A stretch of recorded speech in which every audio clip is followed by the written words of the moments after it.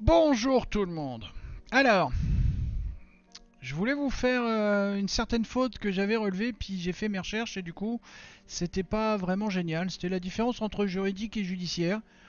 Ayant travaillé chez des avocats, on m'avait toujours appris que le juridique, c'est quand ça se passait comme ça, entre nous, des contrats, des montages de sociétés, et le judiciaire, c'était devant les tribunaux. Et finalement, non, c'est pas exactement ça les définitions.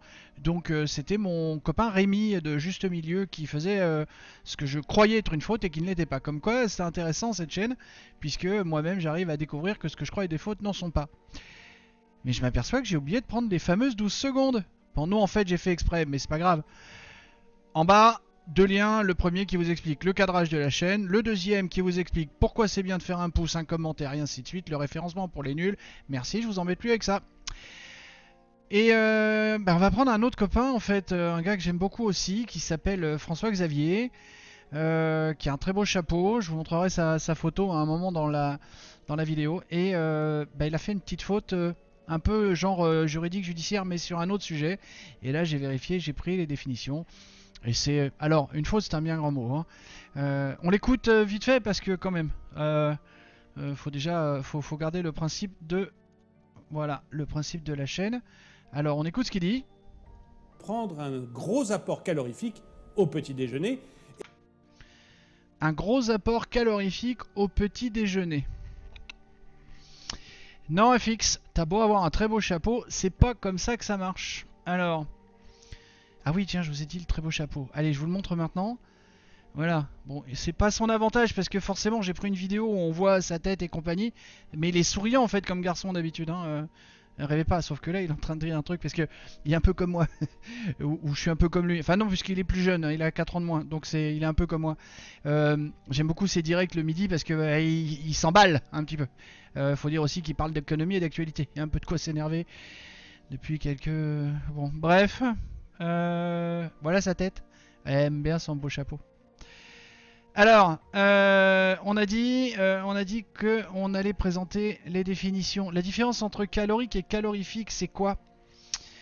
Calorifique qui est relatif à la chaleur produite de la chaleur. Donc un gros apport calorifique au petit déjeuner, non, c'est pas bon.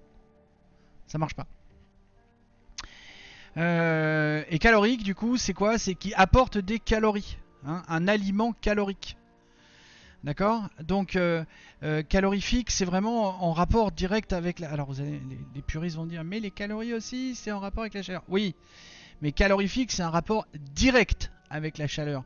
Les calorifiques, c'est vraiment ça. Le calorifuge, c'est ce qui permet de protéger des différences de chaleur, de température. Le calorique, c'est vraiment en rapport direct avec la calorie. Calories qui fut un temps servait à mesurer la puissance des radiateurs. On disait que tel radiateur produit tant de calories ou de kilocalories. Alors après, il y a eu le système métrique, le système ISO, il y a eu tout un tas de choses comme ça qui ont fait qu'aujourd'hui on mesure plus comme ça. Mais la calorie, c'était une mesure justement de restitution de chaleur, une mesure de une certaine forme d'énergie. Bon, aujourd'hui, l'énergie, c'est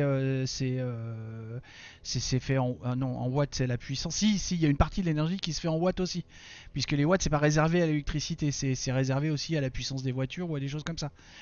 Hein, donc, c'est pas vraiment une faute que je vous présente cette semaine, et encore que telle que l'a fait François Xavier, si, c'en est une, puisqu'il employait un mot pour un autre, mais il n'y a pas de règle de grammaire, c'est juste un aperçu de vocabulaire, voilà, un mot pour un autre ou des choses comme ça. Ce qui m'appelle justement, j'ai réfléchi ces derniers temps, essayez de me dire dans les commentaires si vous avez... Moi j'aimerais bien justement déborder. Est-ce que vous avez envie que je déborde un peu et que je sorte peut-être un peu du périmètre purement règles de grammaire, règles d'orthographe ou vocabulaire et puis aller un petit peu plus loin sur des explications de sujets, des choses, des mots qu'on prend pour les autres, des mots qu'on prend pour un autre ou des expressions par exemple. Il y a comment il s'appelle? C'est Johan, je crois qu'il s'appelle, du Canard Réfractaire, qui va arriver dans quelques semaines parce que il fait parfois des fautes. Et l'autre jour, j'écoutais une vidéo de lui. Il y avait 2-3 soucis sur de la géographie française. Il y avait une expression mal employée. Il y avait des choses comme ça. Est-ce que vous voulez que je déborde un peu vers ces sujets-là ou est-ce que non, vous préférez que je me cantonne vraiment à ça? Voilà. Merci François-Xavier d'être la star de l'émission cette semaine.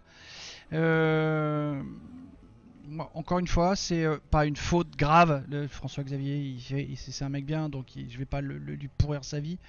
Puis j'ai pas envie de pourrir la vie de qui que ce soit.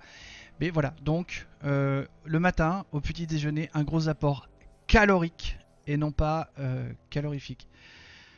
Voilà, c'est tout pour cette semaine. Je vous aime tous, des bisous et à la semaine prochaine.